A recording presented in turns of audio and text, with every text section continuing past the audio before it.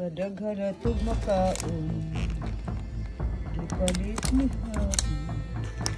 Mga Japanese kakanin. Pilipino tara pa ako. Kakanin na yun.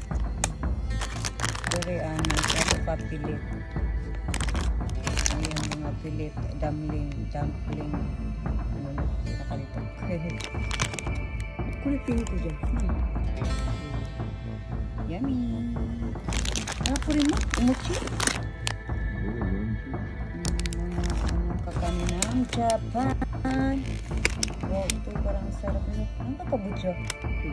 Oh, kabutya nga, kalabasa. Wala. Puto! Pilipino, puto. Wow. Ito guys, parang mayroon sa atin tong ganito. Kaso lang guys, expensive siya kasi may kuromi, Japanese kuromi talaga. Ang sarap din. Ayan, ang dami nakain din ng aking binata. At ito din guys, masarap siya. Lalo na sa partner sa kape. Ayan ang ating mainit na kape this morning. Happy morning everybody! Ano talaga to guys eh. Kamote, sweet potato, dry. Natural to siya guys. Napad lang. Init. Ito guys, masarap din to guys.